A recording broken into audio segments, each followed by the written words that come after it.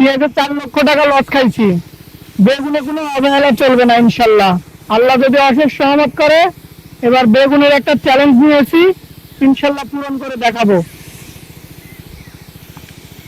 নিজে হাতে বীজ দিচ্ছি, নিজে হাতে বীজ দেওয়ার এটার রেজাল্ট কেমন কি হয় এটা অবশ্যই আপনাদের সাথে শেয়ার করব, ইনশাল্লাহ দেখতে পাবেন। শুধু সময়ের অপেক্ষা। কৃষিতে আছি, কৃষিতেই থাকবো।